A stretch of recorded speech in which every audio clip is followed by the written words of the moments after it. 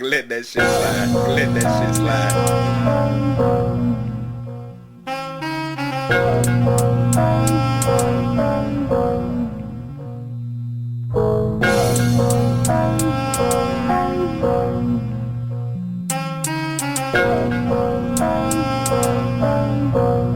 Man, put the eighth down and come solve these problems.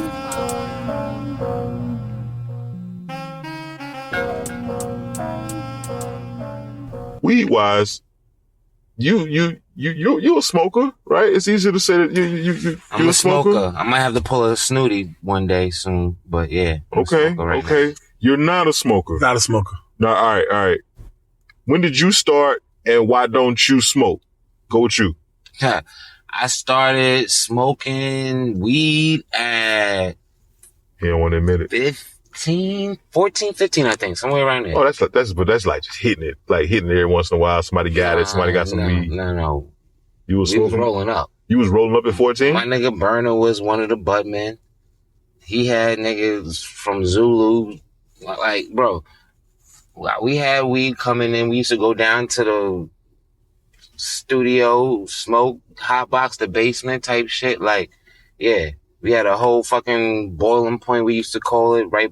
One little fucking foresty areas off of the highway, but it had like a whole dirt ramp and shit. That's down no Long Island. trees, no forests, and no goddamn New York. Yeah. Man. Oh, man. He be thinking, man, This is hilarious. I gotta take you up. I gotta take you up there, bro. So you just see, and you be like, all right, this is a whole. There was a forest. All right. Not like a forest, but like the little fucking. I said foresty, like the little fucking patch of trees and bush. The patch of trees and bushry. All right, Off the highway. Whatever though. Yeah. Artificial. I get it. You know what I'm saying? Manicured. Just running around the house like shit. At 16 was when my mom found out I was finally smoking. Damn. So you had 2 years under your belt, damn near. She found out I was smoking weed and lost my virginity in the day of like the same year. She was hilarious. She was dying, bro. My mom used to laugh at me hard, bro. Yeah, you was living fast. Man, damn. I did. And I couldn't wait to get the fuck up out of there. And then I came down here. 17, I moved down here. Cause my birthday in November. Oh, you was so that young when you came back. Bro, I couldn't even go to the club when I moved down here, bro. Niggas used to laugh at me, bro. Damn. My cousin had to sneak me in the club a couple of times before he moved. Baby. Bro, literally, I moved down here from my older cousin. And this nigga ended up going to like Tokyo or fucking Texas or somewhere he went for his job. And I'm stuck down here by myself. Just fucking around, bro. Linking up, moving around, shaking. Okay. You made this your home though. This your home. I mean, yeah. But no bullshit though. I did say I gave like pretty much 20 years to New York. I was going to give 20 years to Tampa or the East Coast Bay Area. Mm-hmm. And then I was going to find somewhere else or wherever life takes me. So we'll see what happens with that one. Okay. But the energy seems like it's time for you to slide. But we'll see. Okay. New year, new you. I never heard that one. I ain't gonna say it's this year. I know. I'm just messing with you. Word though. All right. So my man right here. So why don't you smoke? Let's talk about that. All right. So the call of like I said, I grew up in the crack era, and a lot of my family members was on drugs. So they was on like dope. My grandfather was on dope. He died in 1997. My grandfather died for a dope overdose. Somebody gave him rat poison, and he died. They gave him bad dope, and I see my uncle got killed over crack. Somebody killed him because he owed the crack dealers some money. He got shot in the back, went downstairs. My cousin set him up. My girl cousin set him up on the roof just to get some crack. So she took him up to the roof. They first cousin. That's his first cousin. She's my older cousin, but she took him up to the roof and led him to the crack dealer, set him up. And then my family members who lived in the same building closed the door on my uncle while he was running for his life. He got shot in the back and killed. Then, you know what I mean? I had a lot of cousins, seeing my cousins in them. And this goes to the weed. We're not saying weed is a drug now, but it was like, I see my cousins, when I see my cousins and stuff, beg for fucking, drugs. They bums on the street asking me for money, and they out there dirty, stinking and all that, older cousins of mine. And then even in South Carolina, my father's father was on dope too. It's in the Carolinas. So, you know what I mean? That's my first thing I got involved with dope. My grandfather and grandmother did like about 10, 15 years in prison. Like my grandmother just came home like in like 08, 09. Yeah, cause, my grandmother and them big dope dealers in. Let me tell me about that. Grandma OG? Yeah. You know what I mean? My grandma never did no drugs. They never did nothing. But my grandfather and my uncle got her set up because they told her not to fuck with the people, and they did it anyway because they was on the dope. And then I was 16 and I was in South Carolina. I went down there, 16, and so they was getting money. They was going back off to New York, coming back with bundles. So one day I was getting my grandmother put out a big ass bag of money, and the garbage bag was like about $500,000. I counted it, and she gave me all the ones. So at 16, she said, keep all the ones. So all the ones, it added up to like 20,000. I went back to New York, lost all the money. Yeah, true story.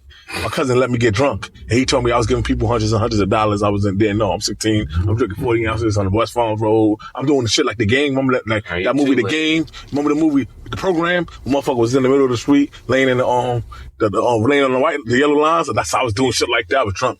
So I think he got me though. I think he really got me dug in my pocket, but you know what I mean? And got the money, but. No, so that was one of the reasons. Seeing a family on history of people that's on drugs in my family, I didn't like. And then when I was in high school, I like the chemistry. I used to have science tests when I was a kid. I thought I was going to be a scientist. I wanted to be a scientist. That's what I was going to be. I had chemistry, microscopes, all types of shit. I was going to like do that. So one day when my chemistry teacher was saying that weed destroys brain cells that you can't get back, right? And it was like a contradiction though to me in my head, because he said weed destroys brain cells. I'm like, nah, I ain't going to fuck with no weed because I need my brain cells and shit, right? My boy Jay, I used to study, did fast tests and shit, right? My homeboy Jay missed 2 or 3 days of school, right? He didn't study shit. He'd come back, get the A on the test. And he said, because I was in smoke before I came in, bro. He was smoking before he started doing the test. I used to hear that shit a lot too, bro. So I used to be like, yo, what the fuck? Yo, right? But that's hilarious. But I would see, I've always been, I was always in control of myself, right? Mentally. Even though I had mental health issues, because I was like, I'm not gonna smoke no weed because I don't know what the adverse effect might be with my mental health. Okay, so because of the family drug history, yeah. You know what I'm saying? You just, and also being in control of yourself. Yeah. You don't want to lose that control as well, because that weed, you can alter your thoughts. And I always been an opportunist. I always been an opportunist and shit, right? I always been one of the people who watched the trends. So if I knew something was gonna sell, and I knew a lot of people I was around, I'm gonna make money off that shit. And I was selling candy. I was selling candy when I was 12 years old, because I knew niggas wanted candy and all that Linden cookies, butter crunch cookies. I used to get a whole bunch of them butter crunch cookies, sell them at the lunchroom, because I was like, if you don't got no money, or it's a $1. It's $1 for the butter crunch cookie. I get you 75 cents. So I'm cutting the fucking school people out. Straight up. And I'm making 75% off it, but I really got it for 35 because I got the whole box for like 35 cents a cookie. Because I knew the game right then and there. I knew if you get something in bulk, you getting it for cheaper. So you got a hustler spirit, even young. I met you on some weed shit. Yep. I met this nigga on some weed shit too, because even when I scooped him originally, first thing we looked at each other, we trying to go get a site. We trying to patch up and go get a bag. Right. Okay, so you know good weed. Yep. That's one thing I do know about you. When I met you, you had good weed, bro. Like quality. Yep. You know what I'm saying? Like, and you know how to keep your shit fresh, shit on point. I went from shaky to bubble because people, the kids, the young kids, the young kids don't like, the young kids want the nugs, they don't like shake, but older smokers, they don't give a fuck, you did my job for me. Cause you know the difference between shaky, the lead is shaky, then the weed is grinded up because it's broken down. You don't give a fuck. It comes the same. Someone's gonna smoke the same. I'd rather have it like that. I don't got, especially when you're driving in the car or you going somewhere real quick. You don't got time to be doing this. You're gonna lose weed, shit flying around. This, that, you drop the nug under the seat. Now you gotta look for this shit because you know you driving crazy. You know what I mean? Shit like that. So, you know, it's always was a method of my madness when it comes to money, all types of money and shit like that. Like, for instance, like, I know in a way that people's gonna pay for whatever they need at that moment. Yeah. And I'm a true believer this is. Man, put the eighth down and come solve these problems. Okay, let's get to it then. So now that we got the reefer in the air, we done chose our selective bud for the night. And see, so you don't smoke, but you're comfortable with the smoke. You got siblings who smoke? Like you got like my brother smokes, CJ. Okay. Yeah, all his brothers smoke. My father smoke. Oh shit! So everybody smoke. It's just my grandfather smoke. My aunt smoke. My cousin smoke. Mm-hmm. Yeah, I'm the only one besides me and my sister Maggie. I mean, I know you by what I call you, but what's your real name, bro? I don't know if I know your real name. Diamond is your real name. Yeah. Okay, see, I always thought that was your nickname. Yeah, that was my name. That's what's up. So what they call you where you from then? Cause like, they call my street name. Yeah, what they call you? Oh, they call my street name upstate. They call me D Diamond, but in New York, in the city, they call me Supreme. Supreme. So if you hear that, should be God Body. So when I was God Body, 5% Nation, my mathematics and my own answer. Everybody called me Supreme God Allah. When I was younger, I used to be built with the math heavy. I used to be going to Mecca temples and stuff like that. We building with the gods and earths. I've been hearing people like that shit, bro. What he just said? Yeah, what he just said. Just like, man, that was like New York 90s all day, bro. Like, so just the names that came. And that's what helped me. And that's what helped me out. Like, just that's like what really helped me out. A lot of my mental issues and stuff like that. Yo, bro, with the math, I used to be building with the gods, and then we would be building. When the last time you did something like that, though? Last time I built, you ever got back on your square? Last time I built with the gods was over the weekend though, because I was with a lot of my homies is from Staten Island, mm-hmm. So they was like God Body. We was all building the math gas balls. Yeah, how that felt? It felt good. It felt like back home. Right. Like, it's a sense of like camaraderie when you out of town with New Yorkers, but like when you back home, half of the niggas that we probably wouldn't even be friends or fuck with each other because that's the politics of New York. Yeah, word. Like your next door neighbor, you knew your next door neighbor. You went to school with your next door neighbor your whole life, and we never said that to this nigga. Just like shook your head, hold up, because we didn't hang in the same circles, but you know who he is. If you see him outside, like somebody fucking with him somewhere else, like say if you went to him at a house party somewhere, then we got each other. We're gonna get him back home. We got each other, but it's like, nigga, he's not my circle. Back in the neighborhood, more than he's not my circle. Don't fuck with my peoples, or if that's he might not be on my time. It's either you fucking with each other, or you not really fucking with each other. Or you outside. You elsewhere. You get what I'm saying? It was never no like real like I don't fuck with you unless it just became that. But you had to actually know the person to not fuck with them. It was more so like, I can't fuck with you just because I be over here doing my thing over here. You know what I'm saying? Like, well, I mean, I know you, Duvalet. Oh my God. But I ain't hear that shit. What they call you where you from? Was the first time I ever heard somebody call me that, bro. And I was like, what the fuck? Duvalet. And she was Haitian. I'm like, what the fuck? I ain't never heard nobody call me that. Any other time, motherfuckers be majorly butchering my name. Duval. I'm like, man, y'all niggas can't read or nothing. So did she say it correctly or incorrectly? No, she just said it the French way. Right, with that E on that thing. She put that E on that thing for real. And the double L though. Like, yeah, I know. You know what I'm saying? Like, yeah. That shit, she caught me off guard when she did that shit. She jazzed you up. Man, he was feeling himself. He was feeling himself all the way to lunch. That was my homegirl, Christina Eagle. Shouts out to Christina Eagle if she ever, or anybody that know her ever hears this. Cause like, that was the homie, bro. Like, man, me and her in math classes and shit. Like, that was the homie, bro. Hey, that's how niggas campaign. Ain't no campaign. Okay. Here we go. Just hear me out. That's the homie. That's the girl. Put me up on a whole bunch of game. I wish she would have gave up the butt. She never gave up the butt. Nah, it wasn't even like that with her. That was literally like just like, and that's like before I was the wild dog ass nigga that I became to be for that time period I was, bro. I was cool, bro. Like, okay. I was not really like on like I could be cool with bitches, but if I was on a chick or whatever, then I'm on her. But for the most part, like, bro, like I was cool with chicks, bro. Like. Okay. I could be cool. Like, that shit never sweated me. Like, bro, like. You the homie. Yeah, I get it. Y'all comfortable around each other. But if I want a chick, then I want a chick. But for the most part, like, I could be cool with a chick. You know what I'm saying? Okay. You got any mottos in life? Mottos? Yeah, words to live by, or either words to die to. Shit. I try to just throw it at you. Mottos or words to live I got by. some. Marinate, cause I'm coming to you. I'm coming to You gotta Shit. modulate. Yeah, anything. I don't know. I don't think I really got here. any. I'll give you an example, bro. So like just to maybe nudge you in the right direction. Maybe in the right direction. So I got a Make few me sound tats. good out here, yeah. These ain't really mottos, I guess, but these are tats that I got on my body. So I like to start with those when, body kind of read like a good book sometimes. So I got one right here under my arm where it says, dream as if you'll live forever, live as if you'll die today. Mm-hmm. I got something right here where it says, trust in the Lord with all thy heart, but in all thy ways acknowledge him and he shall direct your path. Mm-hmm. I got that on me. I got like a lot of little sayings, I go to. I tell you to live sharp every time I see you. You know how that go. Yeah. So, it's just little stuff, man. Learn them young. You got the little babies, so learn them young, but then also shit. I learned from the babies. That's a fresh set of eyes, like on this forever changing world. Mm-hmm. So it's just little things, like, you know what I'm saying? Just things that help you, through life. Yeah, to be honest, speaking of this, bro, like, it makes me think, bro, like, I don't know. I don't really focus on that type of shit, I guess. I don't know.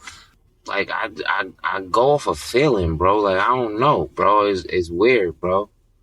Well, like, it can maybe be an acronym, but East Coast Bay Area, that might be something, because it's like a whole little movement, a whole little vibe, like, and it's something that you kind of living. But I ain't trying to make up nothing for you at all. I'm just saying, like, we got all kind of stuff. I mean, you might not be able to think about it in the moment, but we got all kind of shit. Bro. I mean, I got a bunch of stuff, but bro, I just be in a vibe. Like, I don't know, like, I'm literally like I'm the Silver Surfer. What does that mean? Because that's a motto then. Bro, that's a motto. I just be coasting the fucking universe, bro. Like, I just literally, like, there's shit that I pick up on, there's shit that I feel, there's shit that I'm just thrown into, and I gotta fucking operate amongst that shit, type shit. I don't know. Okay. Right. It's hard to describe, really. Like, bro, like, this past year and a half, bro, like, I've really been just, like, analyzing what the fuck I've experienced since, like, 2009. Bro, like, I don't know where, like, I really been or what the fuck. Matter of fact, I'll tell you some shit. And it sucks that it's on a podcast or it's being taped right now. But, like, yo, bro, I remember, like, there was a point in time after we graduated, I literally asked God to just take my soul away for a little bit. Because, like, it was just like, what the fuck is going on? Like, I ain't know what the fuck, like, everything I thought was life, bro, or what was supposed to be, I felt lied to, and just like, man, take me up to heaven, like, take my mind up to heaven for a second, while I figure out what the fuck going on down here. You know what I'm saying? Like, so I don't understand what that mean though. I don't know what it means. Like, because you're not asking to die. I wasn't. Yeah, you ain't saying how you want to die. Low That key, ain't what bro, you like, said. I was asking, I don't know what I was asking for. I was asking for like a break or just for like clarity or some shit, bro. Okay. I think that's what I was asking for, clarity. Yeah. Like, trying to figure, like, bro, because, like, I'm talking about, bro, like, after we graduated, I fucking questioned every fucking thing pretty much, bro. Like, What'd you find? What was your answer? Because what was your answer? What'd you find? shit, I've been lied to. Okay. I feel like, man, like, yeah, I've been lied to. Like, I feel like I was indoctrinated in certain ways. I feel like, man, like, I don't know, bro. Like, I don't know. I don't know what to really say. Like, what do you say when you realize you've been lied to for so many years? Or everything you thought was life wasn't life. You know what I'm saying? You took the pill. Well, hold on. Yeah. It's the pill, I get it. The real. For sure. Yeah. Hold on. I did a Neo. Model. did a No. Neo. We stayed on task though. Yeah, we stayed on task, So but watch word. this. Here Come we on, go. Morpheus. All right. Motto. One thing I talk about. Here we go. So I can't blame you for what you don't know. Right? So you feel like you've been lied to. You feel like you've been tricked. You didn't know this shit, but you came into some new information. So now, once you do know, what do you do? That's the key. Cause you ain't know none of this shit. You went through it. You thought it was going to be something else at the end of the tunnel. It wasn't. Now that you know that you've been fucked, what do you do? That's what you know what I'm saying? So if you asking them type of questions and you were at your wit's end, that's what it sound like. What answers did you come up with? That's what I'm trying to, cause that right there, a lot of people going through that right now. Yeah, so. And if you could help with that. How do you fight the devil? Well, was it the devil? Man. Okay. That's the crazier part about it, bro. Like Diaz said, you literally, or the Bible, you're fighting against, spirits and principalities in higher places, bro.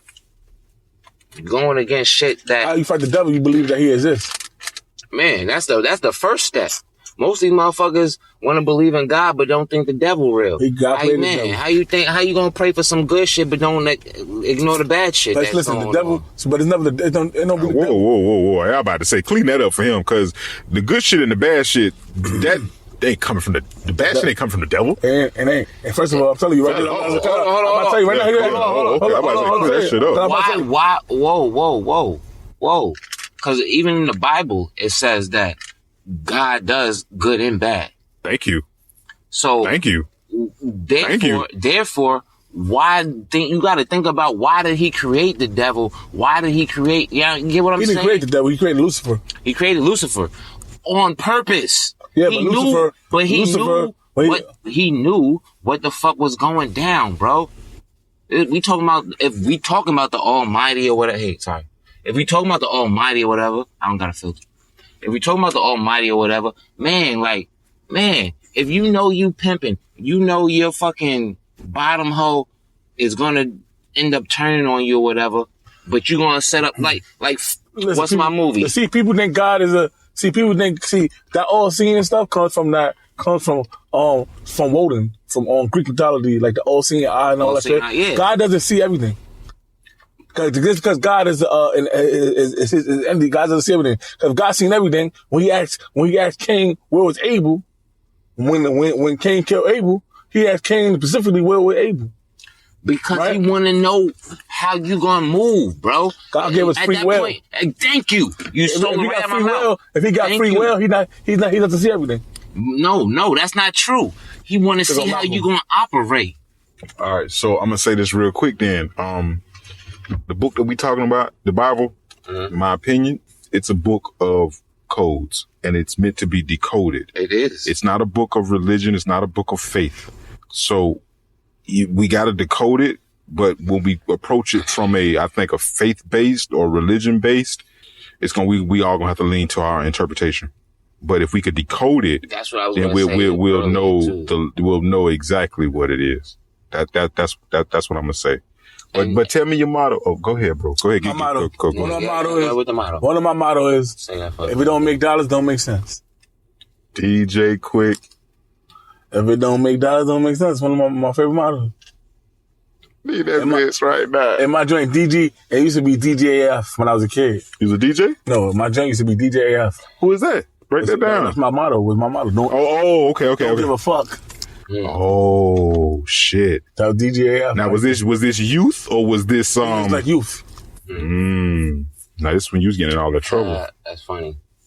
Well, you feeling the same way. But because my name, my homeboys call me Young Reckless.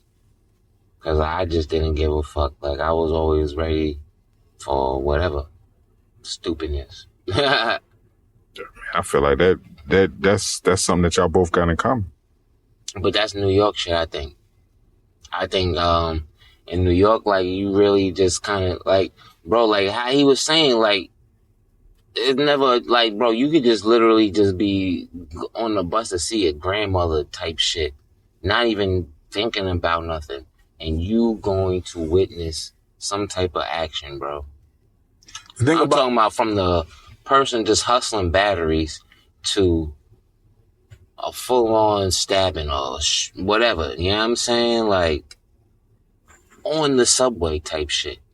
Like, you know what I'm saying? Like, always something. Like, on your commute. My motto for... Like, there's too many people in one area for you not to witness some shit. You know what I'm saying? Yeah. My motto doesn't make dollars, doesn't make sense. It's because I know what it's like to look in the refrigerator and no food in that bitch. And I don't. I know what it's like to look in the refrigerator, eating and making lettuce sandwiches and mayonnaise sandwiches, soup sandwiches, eggs and rice. Yeah.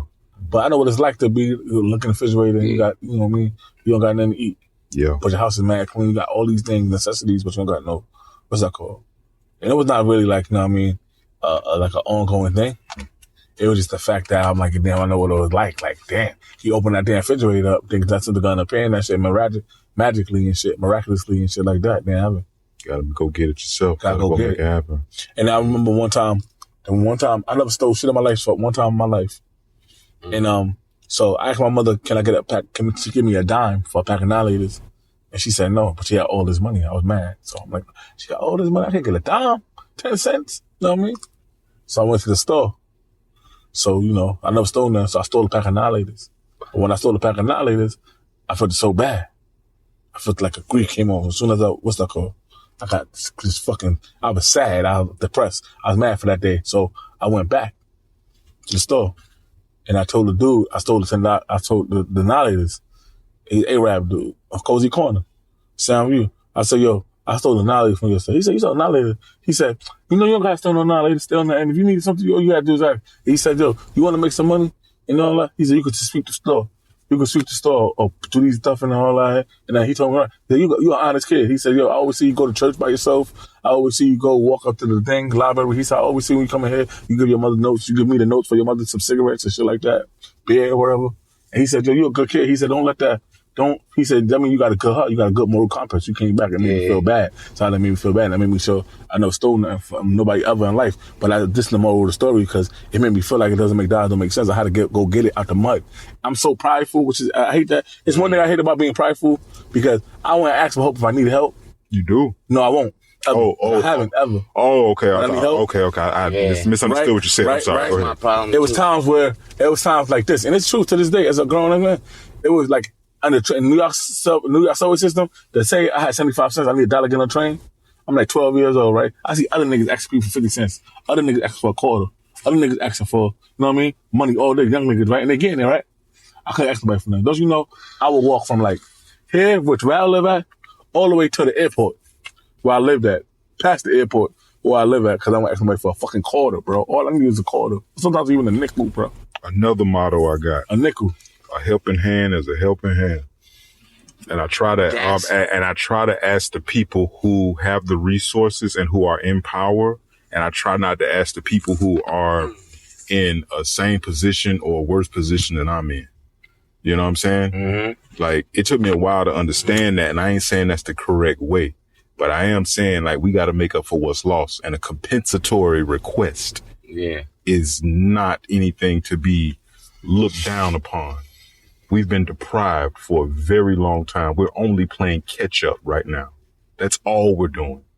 So if you even want to just try to get on an even level playing field, you're going to need some assistance from people who have the resources. What you think of that? It's a fact. That's a fact, but... It's a fact. Or even have the resources. You're right. Again, leave for the resources. Because sometimes I don't got to do the financial part. It's about getting you in the door. That's it, like, bro. Like not to judge no other men's or other people, but when I be seeing like these celebrities couples, right? And this person's been a celebrity for so long, right? Like you see a person like Rihanna, right? Mm-hmm. She got a baby by A$AP Rocky, right? Mm-hmm. She could have had one with Chris or whoever she was, right? But she chose A$AP, right? Mm-hmm. Or you see like Kylie Jenner with Travis Scott. Mm-hmm.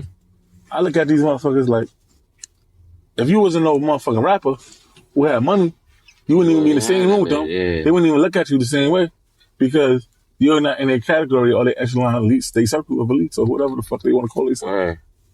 Because I see when you see somebody who's like Beyonce ain't cute to me. I don't, man. I don't give a fuck. People say Beyonce is just a nice, good-looking black female from the hood to me. Anybody ever gave you a last chance? Like giving you a last chance, and for what? A last chance for what you mean? Like ultimatum, I guess. Have you ever had a last chance? Someone said, "Hey, boy, it's the last time you ever do this," or anything like that. You ever had a last chance? Somebody giving you one, and for what? You be thinking about that too. And I ask those type of questions because I'm not saying you per se, but we give ultimatums. It's rare that we receive them well. Nah, I don't got no damn last chance. Mama, daddy, bro, I mean your life, bro. I'm talking about your life. It ain't got to be like something recent. It's just in your lifetime, you never received an ultimatum. What made you ask this question? Oh yeah, man, I got an ultimatum. Yeah, I got a last chance when I was in school. When I told us at the fire, I got back. They told me that I was in school, avoid education, man. And them motherfuckers told me about getting in trouble again. They're gonna expel me from the fucking school. So how long did it take before you got expelled? The same day I got back. The same day I got back. You weren't playing. You came back ready. Yeah. I beat I told you, I beat this boy up. Okay. Named Steven, because he had the Marvel superhero cards. Mm-hmm. Like 1990 Marvel superhero cards and shit. I had a whole portfolio of cards, and he owed me some money on them shits. So I hit him with the straight off the line, whooped his ass. Then, I told then the same week, it was a couple days later, it was the same week they suspended me, but I think that was in that day, I got caught with the weapons. Mm-hmm. You know, like I said, with the other dude, because I was about to, somebody told me, my boy, my Jamaican homeboy told me, he like, yo, they looking for you, the dean and them looking for you. And they said, somebody said you walking around weapons on you. And I said, who told the fucking dean? It was the nigga, one of my men told somebody else, like, yeah, this nigga got the big honk on you. He about to kill, he ready at 3 o'clock. And he ready. How old were you? I need that. At that time? Yeah, that time when this was going on. Give me a range. You don't have to be exact. 13. I think I was High like school? I was like in 9th grade. I was like in no, just junior high. Okay. I was like in 10th grade, 10th. Cause my school went to 10th. No, my school went to 10th grade. Junior high. My JHS went to 10th grade, so I was like in 10th grade. Cause that last year, the year I got kicked out 10th grade, I went to private school for the last 2 years, and I got accepted to Rice. I got accepted to Cardinal Hayes, Rice High School, Stuyvesant. I took a specialized high school test, Bronx Science, and it was another one. I can't remember the last specialized high school. It's in Brooklyn. Was it Brooklyn? We had middle schools and junior high schools, and I got stuck to the specialized high school test and shit and all that. And the only person that beat me, because they showed them who was the top who was the highest ranking in the whole New York City. I was number 2. A Chinese kid beat me. Well, how did you? Okay, explain this to me. How is it that you were able to go to a private school, but you were not having food in your refrigerator? Okay, that don't equate to me. Because my mother priorities. Psychological, bitch. Because my mother. Because at that point in time, I wouldn't say I was hungry, right? But my mother used to be gone for long periods of time playing cards and gambling at my grandmother's house. So she used to leave me as a babysitter. So she might leave me for long periods of time and come back. So being a fucking kid and not having the food right then and there to eat, you know what I mean? You can't use the stove. Right. So it's you hungry. Because even though it's food in the freezer, I don't know what the fuck to do with this food in the freezer. I'm used to the cold cuts, cheese, you know what I mean? Shit like that, you know what I mean? Easy shit, you know what I mean? Boom, boom. And then I didn't have that. So there was times like that a lot because my mother, her priorities was different. Mm-hmm. Feel me? My little brother and sister came in. Cause she didn't have no man yet. So my brother's father, who was my father, he came in when I was about 10. So when he came in my life, before my brother was born, my sister was born. I mean, that's when she started, you know what I mean? She got somebody here, boom, boom, boom, doing this, doing that. So, whoa, I'm not trying, you be saying stuff, so it just always triggers stuff for me. Yeah. So, your dad, biological dad, is not different than your brother. It is. Oh, it is? Yeah. Oh, okay. I thought the way you said, okay, No. so, okay. Yeah, he's my dad, though. That's what I could call my dad. Okay, you call him your dad. Yeah, yes. Okay, all right. My biological dad, Different. biological dad went back to prison in 2012 because he killed somebody. So the first man that was in the household was your real brother and your sister's dad. Yes. But you called him dad. Yes. Got it. That's Okay. But I didn't call him dad yet. Yeah. I didn't call Yeah, him they dad. earned that. I didn't Take call him dad time. until I was like 16. After I came home from juvenile, you know what I mean? Cool. Because I just call my stepfather, shit like that. Cause even though I just call him my stepfather and stuff like that. So that's when you asking about the food situation, just that her priority was in. My mother didn't know how to cook either, really. So her priorities were, she was a teenager, I mean, she was young. But she made sure you was educated, she was educated. She made me sure I was educated. Like, she used to make me read and read current events. Like, I kind of got TV on the weekends. On weekdays, I mean, all I could do is look at current events. So I had to look at the news. Damn. So that's what I do. But it's a good thing because it's my routine. Every time I wake up in the morning, first thing I do, because I got the phone now, I only got to turn TV on. I look at the news. I go to CNN. They got the news, world history, world news. I look at mad news for like 2 hours. I'll be on the toilet. So you know what I mean? No, not to be funny, but that's like my peace time. You know what I mean? As a man, I don't know. Every man, but most men, I'm on the toilet. Before it used to be the newspapers. You go to somebody's house, they got newspapers. So that's why I read. And so like, no matter what I'm doing during the day, I could be out partying, drinking and shit. You might catch me over here, even I'm at a bar doing this, reading, looking at the news, making sure what's going on. So you stay up on current affairs. I stay up current affairs, the law, legislation law, new law has to be enacted, passed, food laws. I check the CDC websites about new viruses coming out. FDA, I check if they got any fucking recalls on food, and salmonella breakout on food, vegetables, things of that nature, recalls on shit like that. Yeah. I stay up on shit like that because, I mean, I was taught that in my house. My mother just wanted to make sure that we was going to be better than her. But it's one thing if somebody making you do something, but it's one thing about somebody encouraging you. So my mother made me do things, but she didn't support me the way she should have supported me. You feel me? You can make me do something. You can tell me do this, do that, because you're my parent. Yeah. And I'm going to do it because you're going to whip my ass if I don't, or you're going to discipline me. But it's a difference between being encouraging, like, you know what I mean? Breaking it down, the reasons why, the fundamentals of why I should do this, or the fundamentals I do that. The importance of it. The importance of it, of whatever, you know what I mean? The longevity of things, you know what I mean? Boom, boom, boom. Yeah. You know? Yeah. So in that same aspect of me being the only child, I mean, not the only child, the oldest child, I was the only boy for a long period of time till my brother came. So I got him by like 13 years, you know what I mean? Shit like that. So being that older child for all that long, the boy, I had 3 sisters. And it was just like, you know what I mean? I'm my mother's go-to. I'm my mother's confidant. I'm my mother's best friend. She telling me all the shit that she's going through. With her and my father, I see my father beat my mother up physically when I was 4 or 5 years old. I seen the police come. I seen like a lot of traumatic shit when I was a kid. And I used to be like, I'm not gonna be my father. I'm not gonna be my father. But then the more you try to be not like somebody, the more you become them. That's a fact. Cause I was violent for a while, yo. I was violent towards women. I was violent towards people, men, all types of shit. Like on some real, like, you know what I mean? I fight a woman, I fight a man. What's like, the last fight you got in? Last fight I got? My brother. How recent was this? Years. 4 years. 4 years ago. 4 years ago. Damn. Did he have it coming? First time. First time ever fighting your brother in life? Yeah. My little brother. Was this building up over, like, this shit was pent up? Nah, it wasn't that. It was just the fact that, he came out. My mother told him something. My mother's one of the people, sometimes when she be drinking, she's one of the people who like egg shit on. So she was like, I'm out there. I told you your mama. Go ahead. We should talk about them shoes. Yeah. I was like, damn, bro, your mama did. Okay, go ahead. So she one of the people who like, she was drinking. She messy, So man. she was like, yo. So my mother was like, yo, so she was like, oh yeah, your brother out there acting crazy. I'm like, I'm not doing that. I'm talking to, her boyfriend, Kenneth, and shit. We have a conversation. So my brother was like, yo, mommy said you out here acting crazy. I said, I'm not crazy. She said, what? He's like, nah, bro, I'm just saying. That's what she said. I said, calm. He said, calm down, bro. I said, I am calm. What the fuck you talking about? He said, no, just say calm down. I said, nigga, I am calm, nigga. I said, that's my mother before your mother. She always do this. You know how she do, boo-boo. Nah, bro, just calm down. Like, and then he said something about nigga. And I said, I ain't no nigga. Don't call me no nigga. Then he's like, he said, nigga. He said, I said, call me a nigga again. And he said, nigga. And as soon as he said nigga, and then we started fighting, threw him over the thing. He threw me over the thing. He did MMA move on me, like got me on the floor, boom, boom. But I'm like, nigga, you ain't gonna whip my ass. I'm the big bro. You know what I mean? Boom, boom, boom. He left injured. Like, he left like fucked up finger. He like, yo, bro, how you still walking? We hugged after we fought. Like, yo, boom, boom, boom. But he's walking with a limp. I had jammed my finger. right here, but I was good. He like, damn, bro. He walked over there, we left him the next day to my house, cause I live right around the corner. But Val used to live I lived on the block over.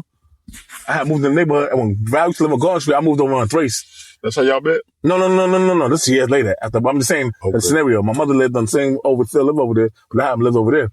So when that shit had happened, my brother walked over there and we just looking like, damn, bro, I'm fucked up. I injured and all this and all that. But I fought my father before. I don't fought people. I used to fight everybody. I don't give a fuck.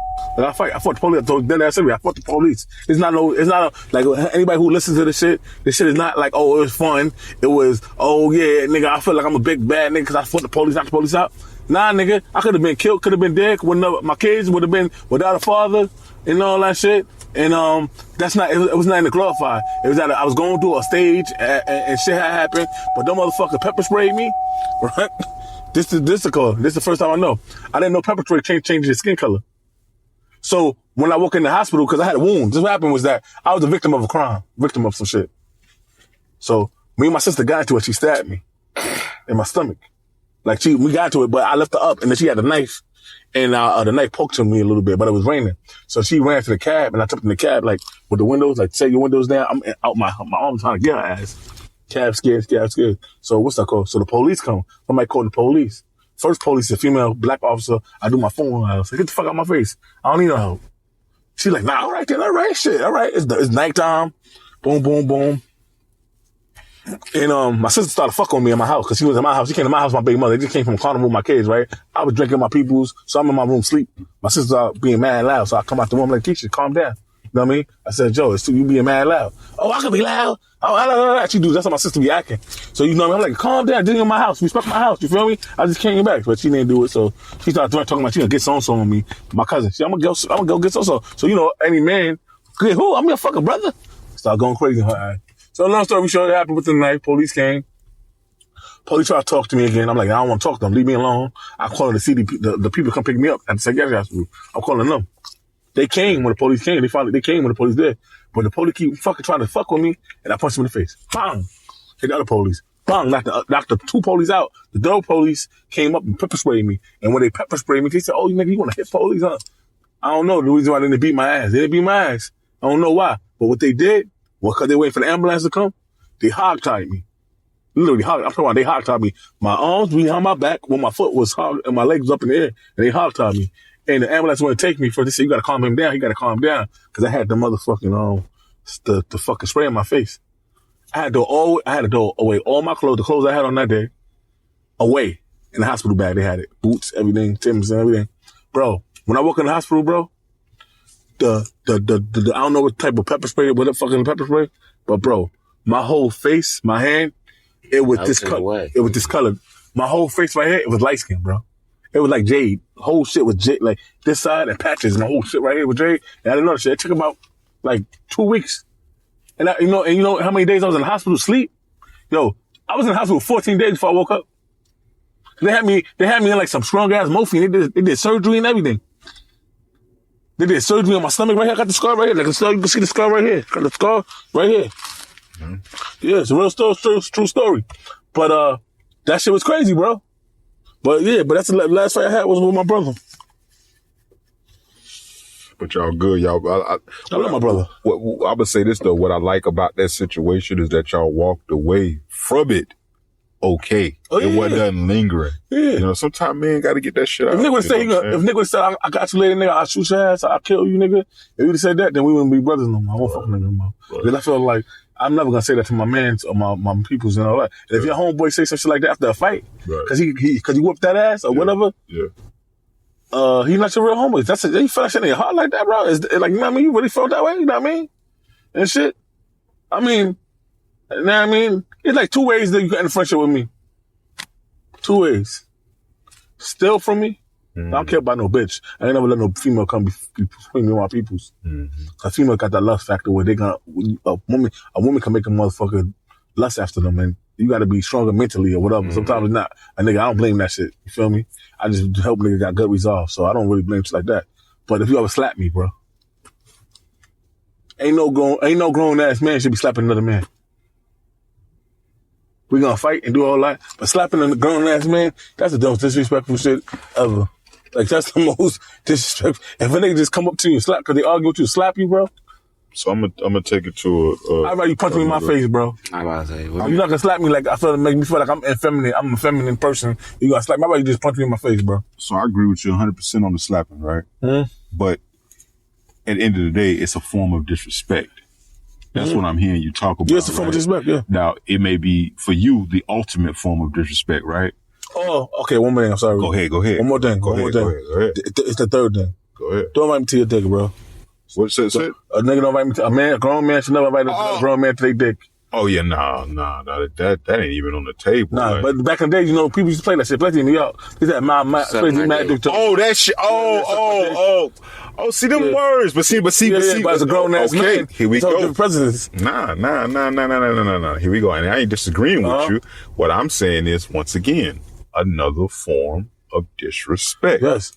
So at the end of the day, don't disrespect me, bro. Period. Respect goes a long way. That's it. Respect is a double-edged sword. You respect me, I respect you back. Yeah, like, so, and the two words that I'm hearing, watch this. So you and your brother with the fight, disagreement. Men have disagreements. Yeah, we handle it right. Usually that's how it goes. And we handle it the way we need to handle it, right? Yeah. But we don't disrespect. Yeah. You disrespect me, bro, and you said you love me.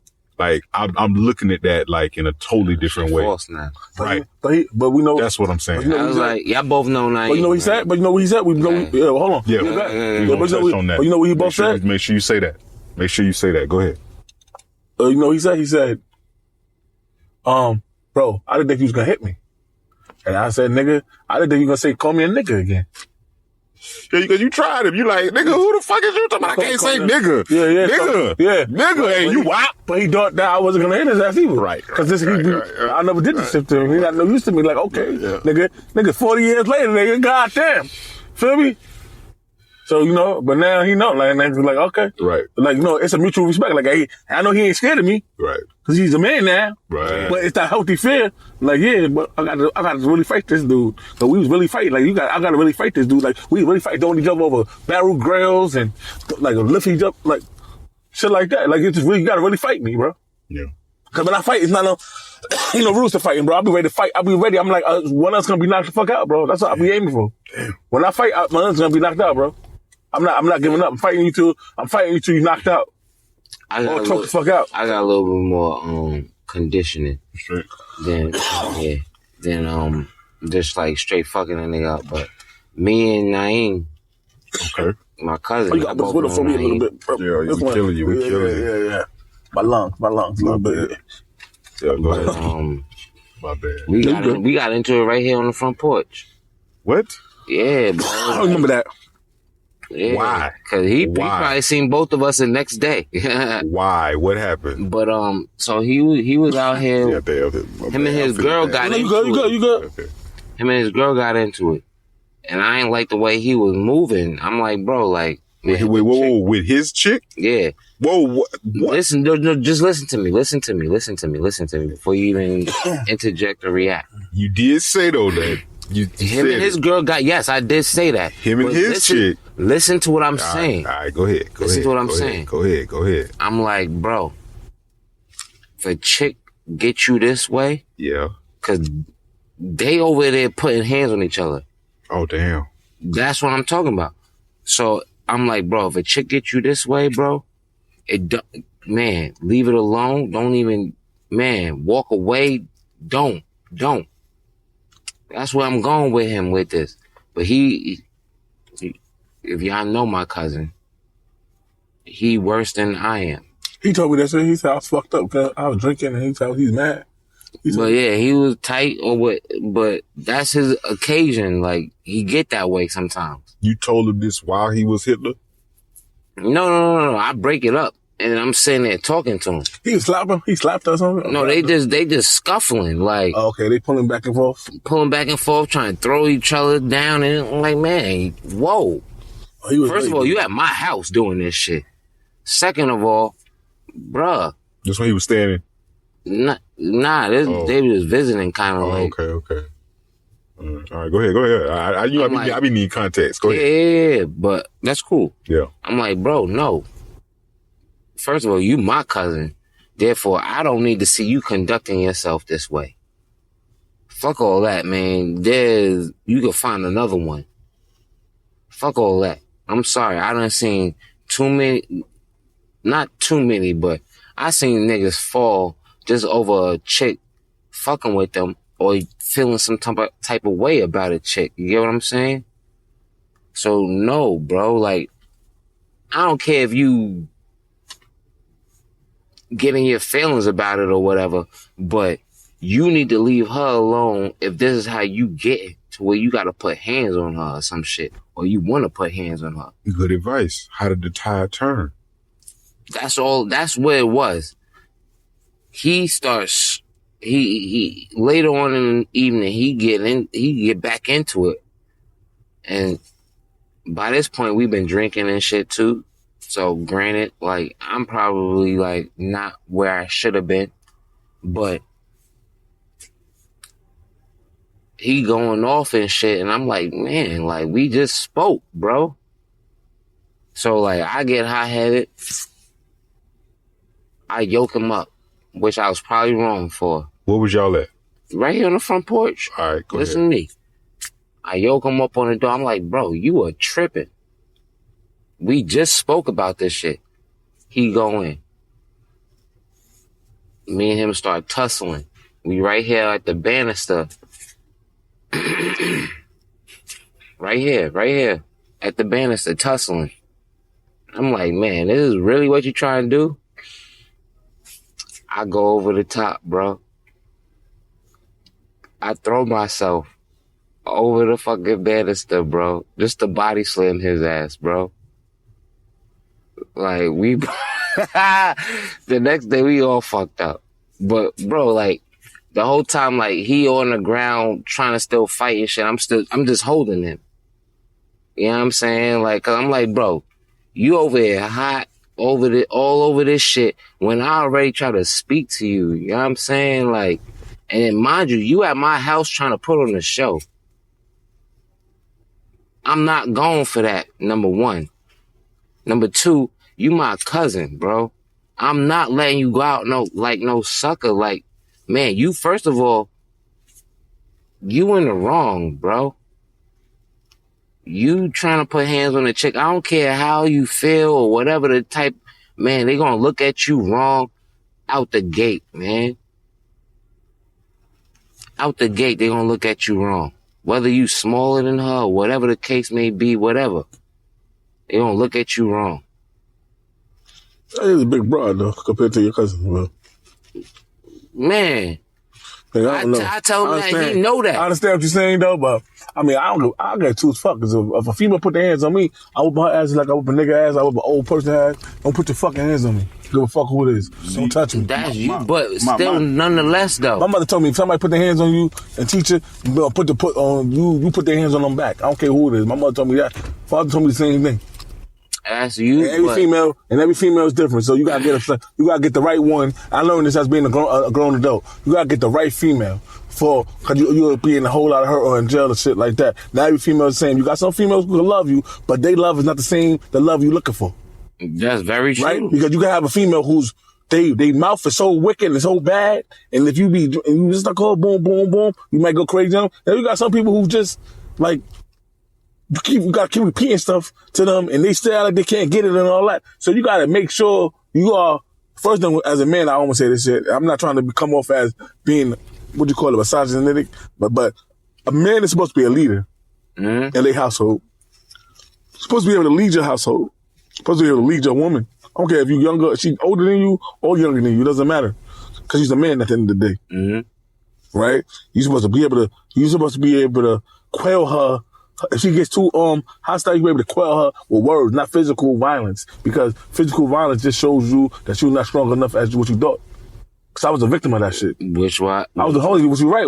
I was a victim of that shit. It don't make me feel bad that I was one of them motherfuckers. I whoop woman ass, but I'll call your brother. I didn't leave. I'm there. When people come to call people, I'm there. And people, and my baby mama always say, I talk to all her brothers and them, cousins, they were like, bro, you a crazy ass nigga. Remember all them times we used to pull up? I'm like, what's up, niggas? Y'all ready to fight? They were like, nah, so we just want to check on her. I'm like, yeah, cause y'all know I'm about that life. They said they always about that life. Cause everybody know I got a name for myself in New York and shit. But I don't care about that shit no more. Cause I was a kid. Even though I was in my 20s, I was the kid. I was doing man shit, and I was man on certain levels, but on the way of certain things, I'm still a kid trying to find myself who I'm as a man and who I'm today. As a man today, I wish I could take some of that shit back because I wouldn't gave all that energy. I would just decided to be with somebody else. Move on. Yeah, word. But me being a man, sometimes you think you're being a man, you don't want to give up because you feel like if I give up, I'm being defeated. I'm being defeated. Well, if I don't want to be, like for instance, if you married to a person, and maybe that's your wife or your husband, and then you married to them, but they're not giving you the love or the care that you need as a man or a woman, but you sitting there saying, I made these vows, and I'm gonna stick through it, and I'm gonna do this. Well, what is the time gonna come if the person not changing or not adapted to what you need for you? Then that means they're no longer a part of you. Because you should not have to be able to, you should not be going to sleep or be in the car where you can't be able to talk to your wife and leave that shit in the past tomorrow and we all be good. Or we can have a conversation about what ails you or how I made you mad or how you feel this way. Because you acting like a girlfriend. If we holding on lingering into an argument a week, 2 weeks later, and you still bringing that shit up, you acting like a girlfriend. Mm-hmm. When I married my better half so we could communicate and elevate each other. Not downplay each other, or you gonna make me feel and feminize me as a man. You want to be an alpha, you want to be a dominant woman, and I'm a man in the household. You can't do that on the outside, on the inside. Like it's rules to this shit. It's levels. What you got on that visit? How you feeling? Cause my boy dropping some jewels right now. So what you think? I agree with him. It's like this. I'm gonna let him tell you. There's rules to this because at the end of the day, right? When you're a man, like I always say, a real man gotta take the blunt of the force for anything when it comes to a woman. If the relationship go good, it's on the man. If the relationship go bad, it's on the man. Like the same way you said, bro. Like leading as a man, you gotta lead. So watch this. If you with that chick that's volatile, that's in dysfunction and want to fight and put their hands on you and all that shit. First time, last time, my nigga, you put your hands on me, bitch, I'm out. Like I ain't got to talk to you. Like that can be a rule for me in the sense of I'm not gonna put my hands on you, but don't put your hands on me because if you do, now you gonna get treated like a man, and I don't want to put you in that type of position. So I'm gonna just step off, and that's a way of leading, meaning. This is a situation I don't need to be in. As a man, I remove myself. Now watch this. If this is a relationship or a situation I need to be in, then I need to guide that. I need to be the one to be guiding that ship in the direction that it need to be to where it's correct and we win. That's my opinion, but I think that's kind of what you're saying in a sense too, though. Like, it's me, like your cousin in that situation, he shouldn't be hitting her, but watch this. The moment that they even feel like they need to hit each other, they need to go their separate ways. Facts. Bruh. And he need to be man enough to get out of that situation. Don't stay in the relationship too long. That's a conversation that we had prior to that, though. But you can't have it when alcohol is involved. You can't have it when emotions are high. Yep. No. That's what I'm saying. You can't do it then. No. This is what I'm saying. Like that conversation we had prior, like just me and him just kicking it. Like, you know what I'm saying? Just smoking, not drinking, nothing like crazy. Nothing and like probably that. some good advice. You know what I'm saying? But you gotta still do something. You gotta I see apply him that doing shit. that, and I'm like, bruh, well, come on, like you gotta tighten up. And then he go back in on it. I'm like, what the fuck? All right. And then if you know my cousin, I do. I know both of y'all, but I'm gonna just say this, and you shoot me down. Or correct me if I'm right. Go ahead. All right, watch this. If that's his woman and they got a domestic dispute, that's on them. And I ain't getting involved. Now watch this. They at my house. Y'all both need to take that shit that away. Do not disrespect my house in any kind of way. If you got to conduct yourself in that kind of way, do not come back. But that's where it stopped. Why am I putting my hands on my cousin? I feel like it's because of the alcohol is involved. I feel like because our emotions what are did I high. say though? But in actuality, the only grounds you had, in my opinion, as a man, is don't disrespect my household. But if he checking his bitch, check your bitch, my nigga. I can't say nothing on that. I can talk to my cousin directly as a man, but I can't really get involved if he touching her. And I can't. If you listen, the story went before we was actually drinking and stuff. I spoke to him and was like, "Yo, bro, no, this ain't the way." And he chose to listen or not. You told him. You gave him great advice. Great advice. Then when after chilling, drinking, and when I seen shit seemed copacetic, that's when the altercation happened. I mean, I ain't gonna call it a fight. Nigga, y'all had a brawl, nigga. You threw this nigga over the rails. Like y'all had a brawl. But low key though, that's just how we always been. Yeah, I know. That's that type of, and see, I was shocked with him because he said he never had that type of relationship with his brother. And you and your cousin are off and on like that. That means my brother only had one fight. Like, that's gonna be the only fight we ever had. Me and my cousins. Two things to me. Me and my cousins, all the cousins always was brawling, bro. Yeah. We was all raised like brothers and sisters, and we would brawl occasionally. Like when shit get over the top, we would all whoever would just have a little rumble. That would be it. And afterwards, or the next, like me and Dorian, I almost got arrested in Barbados because me and my cousin got into it, or more so me trying to check situations. So you gotta stay leaving alone. I'm realizing that. Yo, if I see two grown people arguing in their state house, or they like, but it was we was young at that point. I sit there like, yo, I should calm down. But if I can't take what I've seen, I just walk away. See, that's not my shit. Let me stay out of it because I don't. They both my friends, or they both my peoples, or whoever family members. I'm not trying to get involved with some shit I don't know nothing about. But this nigga be wiggling. He ain't even answer the question. Like, I asked you a question, bro, and you answered it, and you gave me detail and everything. I asked this nigga the same question. He's like, man, why you even ask that question? You know what I'm saying? Like, who? You. What question? Has someone ever given you a last chance, and for what? And I asked, why you asked that question? What's wrong with me asking why you asked that question? Jay gave you a last chance, didn't she? Nah. You gave her a last chance? See, we get. Was younger. That's how you got back together. So y'all just broke up. So when you was younger, I'm thinking about when y'all was younger, right? When y'all broke up for a reason, right? Y'all was together. When you broke up, y'all got back together a year later. Then she became your wife. Years later, she became your wife, your girlfriend, and your wife again. That's all. Made a man. Nah. When we was younger, actually. When we were young, right? When we was younger, I actually left Jay. I told Jay. You told me that. Mm-hmm. I wasn't. Once again, we're used to giving ultimatums. Okay, talk about a time where you were given a last chance. Not you giving it. Somebody told you, you better not do that shit no more. Don't do this again. Type shit. When's the last time you got that? Like, well, yeah, give me that. Last time I got that? No, not the last time. Just give me a time. Time when I got that. A last chance.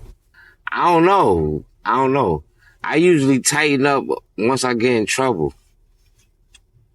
Cause I'm like, damn, I can't. Yeah, so you got caught, and then they told you better not do it again. Give me a situation. I'm trying to think of a situation where I had better not do it again.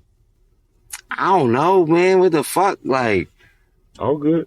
I can't think of a time, to be honest. Well, how about a time you made the first move? Has there ever been a time you made a first move? If you can't... First move? Yeah, give me one of those. What's the first move? What do you think a first move is? What comes to mind? I'm super vague over here. So, yeah, when you hear that, where does your mind go? Go with the first thing you just thought of. My mind comes to. Don't coach him. Don't coach him. Yeah, first move. You won't give me a last chance, so give me a first move. Yeah. The first move, nigga. The first move, you asked Jay to marry you, nigga. That's the first move, bro. She asked him. Oh. No, she asked me to marry her. I asked her to marry me. All right, that's the first move, huh? I guess that is the first move. Yes, buddy. It's the first move. I can't use that now. But that was a good example. See? Your brain is working slow motion, huh? Nah, it's just like a first move. I don't know. Figure it out. So someone never gave you a last chance and you never made a first move. I ain't saying nobody ever gave me a last. I'm just trying to think of when Man, I don't know. Your job didn't give you a last chance. Your job never give you a last chance because you coming in late and say, well, if you don't get, you gonna get terminated. Okay, I guess that happened during COVID times. Right when I was about to lose, when I was working at Hive. What's Hive? Hive is the low voltage company, but I was doing like home automation and stuff like that. So like, I'm like automatic blinds and making your house like sync to your phone and you can control it remotely and shit like that. I'm like this nigga Jimmy D. Cricket, ain't I? Mm-hmm. So how long did you work there? It was about a year and a half, 2 years and a half. Is this like a job, like where it's just like, man, I'm going to work, just clocking in, or maybe was this something that you was like, I don't know? Nah, I was straight. I was progressing and shit. They sent me to be a program. They sent me to school, like a class to learn control 4. So that's like a interface program for like house automation. Okay. And shit, like, so yeah, nah. So you spent a group of time. You spent some time at that place, and you learned a lot. It sound like you was progressing. So what happened? COVID. So like, I had to. I was dropping off Malcolm at his school and then going to work, and occasionally I would be like 5 minutes late, let's say. If that, you know what I'm saying? But a little bit like, I won't say even out of COVID because it was still COVID times, but a little bit after like the severe epidemic, they had new people coming in and they were trying to get rid of the people and shit like that. And being that how I would come in at every now and then 5 minutes later or whatever, they was like, oh, you, and also they hired a new HR lady or whatever. So they was just like, we gotta let you go because you come in late pretty much, or you came in late. And so like, I only got 2 questions from what you just told me. Mm-hmm. All right. So like in, I don't know, a 5-day work week, mm-hmm. and we're talking about a month on average. So a 5-day work week, mm-hmm. on average, how many days out of that would you maybe say, I'm like 2 to 5 minutes late? Out of the whole month? About a month, but in a 5-day work week, we're only looking about a month.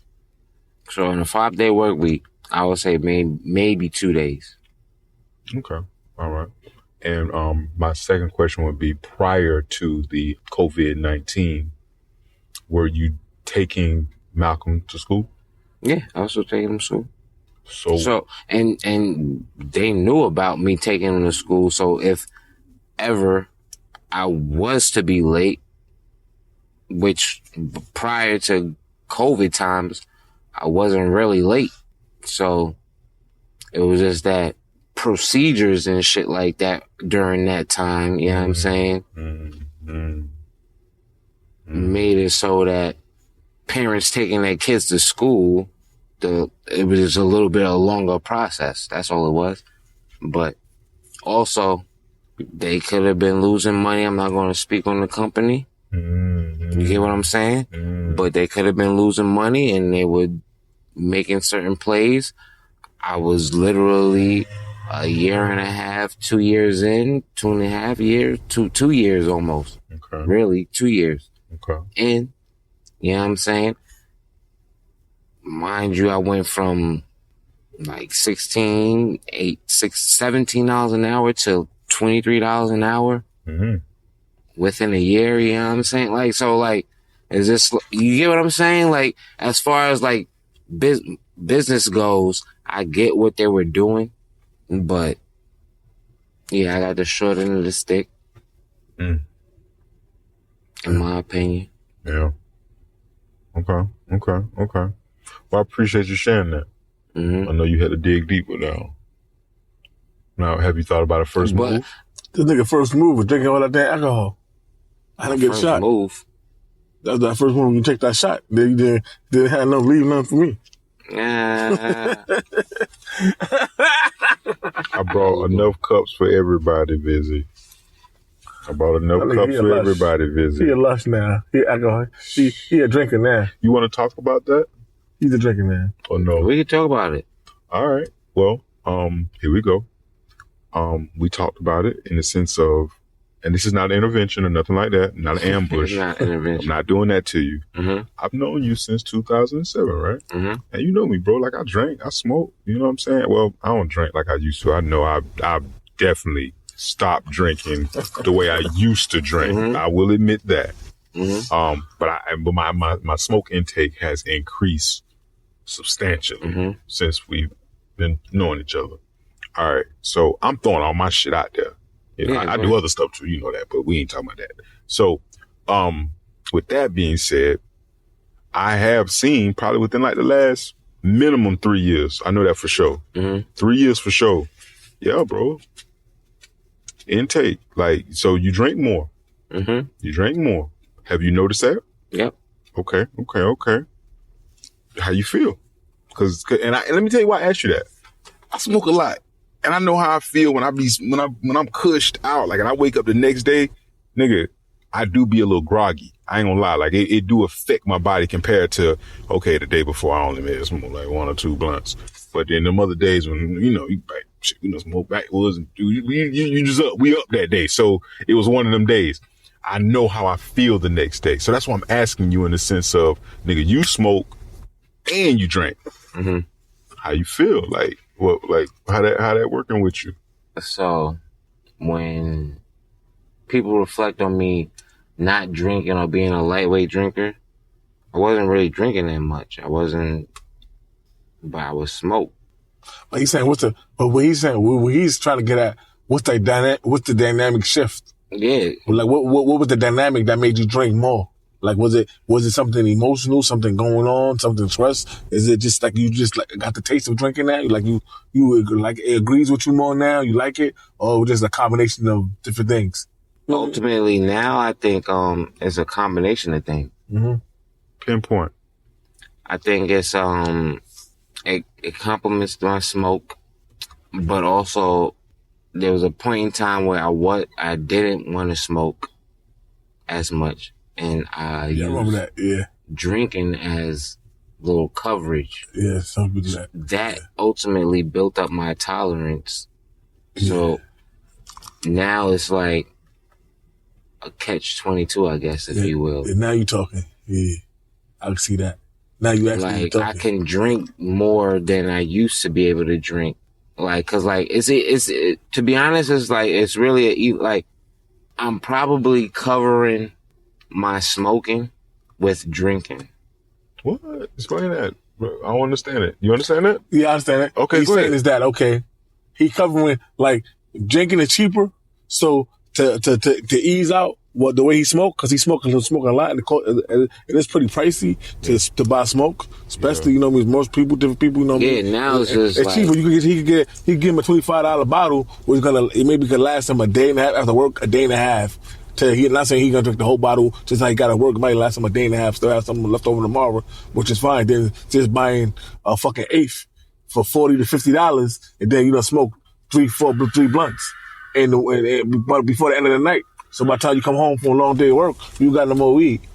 You know what I mean? Plus you still waiting to payday. You still got other shit going on. You know what I mean? But that bottle eases you out. Is that what he's saying? Is that what you're saying? No, yeah, that's what I'm saying. All right, much. Yeah, all right. Jiminy fucking Cricket. So, but then I'm his guy too. So I know. I done seen the way the money declined from when the money was where it's at, and the money declined from where it's at, and I could tell why. I could see why. I understand because at one time he was copping this. One time you wasn't married yet.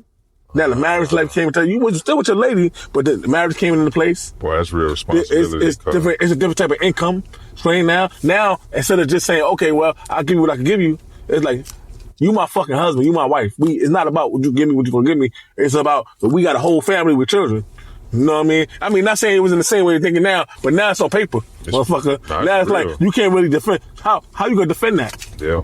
How you gonna defend that? You gonna sit there and say, well, and then, women gonna do your habits, even if they can have the same habits as you, they're gonna do your habits out and make your habit look like it's worse than theirs because, well, you can go get weed and all that. Why you just didn't go get the tank for the car? Or why you didn't go do this and do that? Yeah, but that's real life though. It's real life shit. You gotta handle the responsibility. You gotta handle the responsibility too, right? You gotta handle. But in the sense of people who smoke weed too. Yeah. Your weed is your mental relaxation too. Because if it's your relaxation to get through, not saying that you need it as a gateway or whatever, but it's your relaxation to get through. Like some people got habits. Like my shit is video games. Like my girl getting on my motherfucking nerve, you know what I do? Play my game. I be in that shit I could be in that shit for all night, all day. If I feel like coming out, I'll be on the game all day. All the time I do is go piss, and I go make something to eat, go cook a whole meal, eat, and I gotta watch the show when I eat. So when I'm watching the show, I eat the show, catch up on the season, like 3 episodes, eat my food, boom, boom, boom, and I go back to my game, try to fall asleep, and then do what I need to do. This is a great thing that you're doing as a black man, trying to connect people with different views of different ways of things. And it's going to help a lot of people, you know what I mean? Because from now on, when I sit there and think about this conversation, I'm going to reflect on things that we talked about. And then I'm going to reach out to you like it was good when the next time I get my therapy session in. Because it's good to unwind with somebody who looks like me, especially like you honest about the conversation. You like, damn, I can't relate, bro. I never been through that. I never been through this. I never been doing that. It's real. Because everybody's experience being black is not the same. Like we all got different experiences being black. But the one thing that we do got in common is that we know what racism feels like, or we know even if you don't know exactly what racism is, you can feel it. If somebody never been racist to you as a person, you can feel it. You just know it's around you at all the times. It's looking to rear its ugly head at any time. You know what I mean? So when I'm saying that you're doing a service for the black people, and much support and much love, because when you're a black man trying to promote yourself and all that, you need to get more black support. And so anybody who listens to this, support my boy. You know what I mean? Grown ass man. And, he doing men stuff. And this is the things that we need in the black community. He talked about key topics like mental health. He hit topics about, what it's like being in the projects or being grown up this way, that way, which most people don't experience and all that. It's not saying that like my life experience was bad, because there's always somebody out there worse. But it was situations where it's just like, okay, you don't really know it's bad. You don't really know it's bad.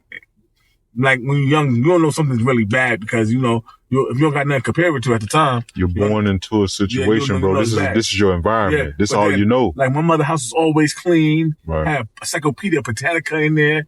I had a TV, always had my own room. And then my grandfather worked at the toy shop. So every Christmas I was guaranteed to get some toys. But there's a lot of kids who didn't have no toys. So it's not like I grew up like fucked up. It was just that the things that I felt like I wanted, like other kids had, I didn't have. But one thing I did, I had a clean house, clean clothes, bed. I used to wash clothes in the tub and wash my socks out by hand. And I know what it is to wash the whole clothes for the next day, hang it on the heater, space heater in New York. We don't got washing and drying like that. We didn't have washing and drying in the project. But all that shit made me as a man. I still wash my own socks. I still wash my own socks with my hand. I still, wash it by hand. I still use my toothbrush on my sneakers and different things where, it was life skills. You know what I mean?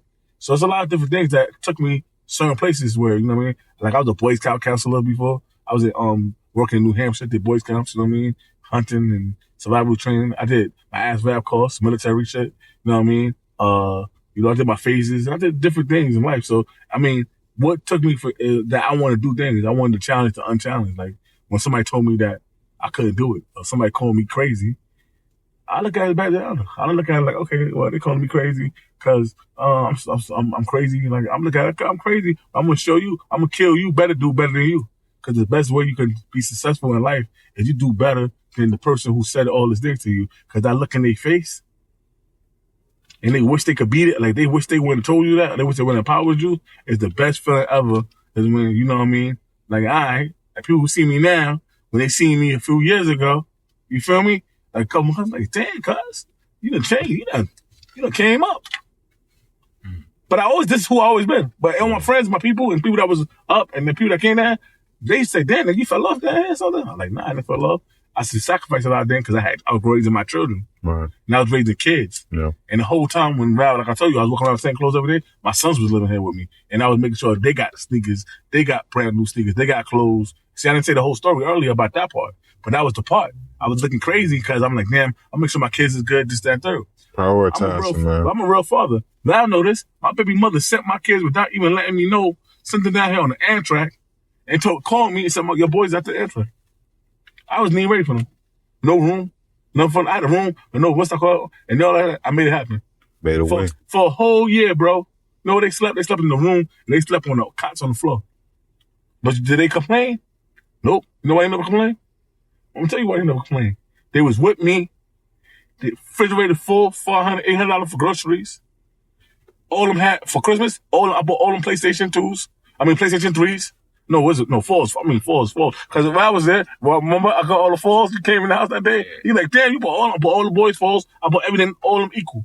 So, I was telling them, when my youngest son, who was like 17, you talking about, I was telling him, like, yo, you should be happy that you got a father. Some people didn't got a father. And you got a father that you're with, and I'm trying to keep you out of trouble. But like I said, you didn't have a father. I didn't have a father growing up until I was 10. Right. So I was ready who I was. And like I say, a kid is going to be who they are. I knew who I was going to be at 5 years old, yo. And they be like, how you know who he's going to be? And I asked my mother. I said, didn't I? And she's like, yeah, you're right. Because you used to say this and used to be this way. Same way. But I used to be angry ass kid. Angry. Word though, like, I did an inner child meditation thing like a few days ago. And so pretty much it's just kind of going over your, like, tapping into your inner child, like, what traumas you might have suppressed or whatever like that. But that shit was dope, though.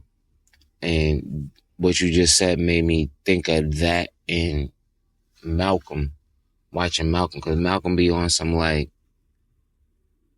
I'm gonna take care of you type shit. Like, he swear, like, yo, I'm gonna have y'all straight, that type shit. I'm like, what the fuck? Like, y'all say, like, what you talking about? Like, it just be funny how he be talking sometimes, bro. Like, I be like, that's dope that you feel, like, him and Aria be on that. I be like, that's dope that y'all feel this way. I want to reciprocate or do, you know what I'm saying? Feel this way, but it just blows my mind that that's, like, they level of thinking.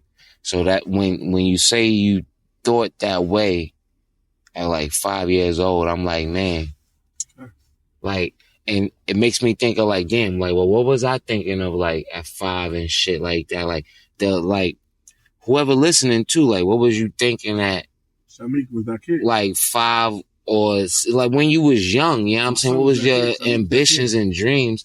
Cause like, why not tap back into that shit? Cause like I feel like throughout life, you literally slowly suppress yourself to fit in with the agenda and with what the world got going on. And then ultimately you like either unhappy or confused about yourself. Like, man, like people go through that midlife crisis, as they say, like, at one point you wake up and you like, oh shit, whoa, this ain't really what I wanted, or what, this ain't what like, you know what I'm saying? Like, so like, it's like, maybe at one point in time in our lives, like the person that we really are or wanted to be or came here to be, we suppressed to fit in. Humans don't give credit to babies, humans, right? Like adult humans don't give credit to babies, right? Because every mammal on the earth knows what it's gonna be. Feel me? You don't gotta tell a dog. Like I always said back when I sit back and see puppies, right? You know they drink their mother's milk, right? Right? To survive, right? But when they get older, right? They know what water is. They know they need water to survive. They know this, know that. And you can separate from their mama, and their mama didn't even show them that they needed water. They know. It's a need, it's a trait, it's an inherited trait in DNA. Like we have inherited traits in DNA. I believe that. Because I just seen a study, and I believe it. It says that, anger causes anger and like being angry and stuff like that all the time. It causes sickness in your body. And they showed the things. They showed it how it causes all types of different. They were saying how like it played the physiology of your physiology and all that, your biological makeup. And I believe that because when I was angry, I was always like can't spread throat. I was always like breaking out acne all over my face and all that, all types of different things and stuff like that. But when I started being like, you know what I mean, relaxed, right, forgiving people, staying out the way of people, like stop dealing with people. You know what I mean? The best thing is when many became a lot. I mean, less became many. Having less people around me was many. All right, so I got Diamond, I got Vizzy. Well, Diamond and I got DeVal. Let me, my bad. So I got Diamond, I got DeVal. How do you know me? What do you call me? I call you E. I mean, I call you E. It's abbreviate your name. I just call you E because E sounds better as far as, you know, E. Like, what's up, E? And, yeah, I know you through Val. We met through Val. I think, I want to say at one of his parties or something just coming through or whatever. And, you've always been a genuine, 100% friend, cool person, and all that. I mean, when it comes to the circle, I always ask about you. Like, if I see Val, I'm like, what's up with E? You're from E? All the time. This is like every time, like every once a week. I'm like, you're from E? You're from D? Because these are the people that's intricate in the makeup of who he is, the same way like he's in the makeup of who we are. Like, not saying, like I'm saying, people don't never want to give credit to the other people who be around them. My way of thinking or my way of perceiving certain things was the hope to him. Because age does, like I said earlier, age doesn't mean nothing. It's about the bridges that you build every day and that you can learn from a person. We will always learn from each other. And black men need to take more credit and to each one teach one. That's the whole thing, is about each one teaching one. Because you inspired me today just with this podcast, right? Because it's like, when do somebody really ask you genuinely about, like your life or who you are? Or like without, you know what I mean? Who, like really trying to get down. They really genuinely don't understand or not trying to like, oh, they understand. Like, you feel me? If I was at a psychotherapist or a psychiatrist right now, they would want to actually imitate like they know, oh, this is the reason why I'm this way, or this is the reason why, you know what I mean? But they never ask the questions or never try to get to the heart of the root of the issue. You know what I mean? They just come up with the diagnosis first. Can I say something to that? All right, so this is Smoking with Your Therapist. Yes. All right, so we provide solutions 1/8 at a time. Yes. Solution meaning that we're trying to identify a problem. If you can't get to the cause, get to the origin of the problem, you can never solve it. Yeah, you can never get the diagnosis. Right. So I gotta get a baseline between me and you. I'm building a baseline, getting to know you, so that way, if you enjoy this, you'll come back. Facts. And we'll build upon that. Facts. And we'll keep building. I look forward to coming back. Got to, my brother. Facts. Got to, my brother. 100%. Yeah, This is the genuine, 100% real. Yes, sir. You know what I mean? We Yes, gotta sir. get D, Daniel here. Yeah, you know what I mean? yeah. We all like, you know what I mean? Because at the end of the day, I mean, you doing the service. Because when I go home tonight, I know I'm gonna sleep good. Yeah. Because I was able to unload some things where, you know, even if it took 4 hours, Yeah. I took 4 hours out of my time to do this. We all took it for a time. And time, as we know, time is precious. And so I hope you feel as honored for you to have me as I took 4 times out of my day to be with you and my boy Val. You know what I mean? Like I said, I had a whole nother arrangement, but I came because I said, Joe, that's when it comes to real, I'll come to support my brother. You a brother, bro. When I say brother, because we're not blood related doesn't mean you're a brother, because you always act like a brother. I'm one of these people, and I probably learned this. I'm gonna put a year on this one too. I probably learned this around maybe 2006-ish, 9-ish, up in there somewhere. But all right, in my life, I got those friends where it's like, but when things are down, like when things get really bad, right? Like even death or just whatever, like they there for you. They really there for you. You know what I'm saying? And that mean a lot in the moments, man. You need that. You need that to get through. I ain't knocking that in any kind of way. But boy, it take a fine nature of a person to genuinely be happy for you when you on top, when you winning, like to celebrate you and your wins in life. And just when things are up for you, those friends, like, it may seem like they're not easy to come by, is what I'm saying, not looking at you as an opportunity now. No leg. I'm talking about a genuine happiness for, damn, my bro just came up on something. You. That's Daniel. That's what I'm saying. Right, you want to keep them type of people around you. No matter how much bread he can see me pull out, Val can see me pull out 10 stacks right now. Yeah. He never be a crab, like, yo, bro, yo, I'm fucked up. Yo, you do this, do that, never do that, no shit like that. Right. Because we not, his genetic makeup, we don't do shit like that. Yeah. But if he be like, yo, bro, I need this. No, I got a tire fucked up. Boom, boom, boom. Yeah, bro, you good. I know you got me. Give me when you got it. Right. Because that's some genuine shit. I agree. Vizzy. Oh, yeah. FD. You ready? Yeah. Hey, don't sugarfoot. What do you call me? How do you know me? I call you so many different things. I know. Go down the list. Shit. Get them out. I What call you E, because that's like kind of like, I say that was like the first few months I knew you as E. Okay, all right. And then it was like E and then Snooty, Lord Snooty, like, cause it's just how you carried yourself. I was just always joking about like, oh, you bad bougie. So you was just bad snooty with it. So it was just Lord Snooty, like, and then now it just became Young Lord, just because I don't know. I guess we got more spiritual and seeing things differently. I don't know. But like you have your own habitat, if you will. Like made your own place, your own dwelling. So that's where Young Lord comes from, kind of like, you know what I'm saying? Like, it's cool when I go to your house or just hanging out with you, you know what I'm saying? Like when you would take me to Lakeland and shit like that, it was just like, oh, this is Snooty's dwelling, you know what I'm saying? Like, that's all it was. Like, it was just like the Young Lord. Like if I were to take you back to New York, like, it would be like the same type of vibe. Like, you know what I'm saying? Going back to like, just like, oh shit, this is where he was at. Like, oh, okay, cool. Like, you know what I'm saying? Like, that's where it comes from. That's where it stems from. All right. We gonna leave him on that one, man. Smoke with your therapist, man. We signing out. Appreciate y'all, man. One. Put the F Facts.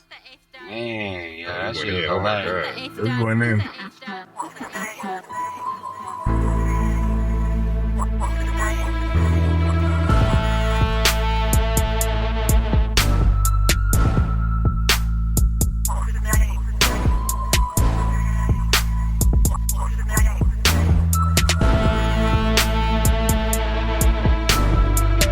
F down.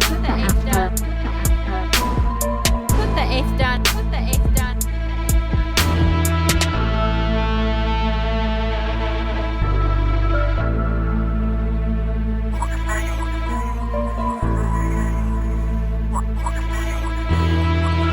F down. Put the F down. Put the F down. Put the F down. Put the F down. Put the F down. Put the F down. Put the F down. Put the F down. Put the F down. Man, put the F down and come solve these problems. Understand I don't know y'all. Remember, I love everybody. I am not your licensed therapist, and nothing shared on this podcast should be taken as medical, mental health, or legal advice. The discussions we have here are for educational, informational, and entertainment purposes only. We engage in open, honest conversations, sometimes including the mindful use of cannabis in a therapeutic setting. So kick back, take what resonates, and remember, always consult your own licensed professional for personalized guidance.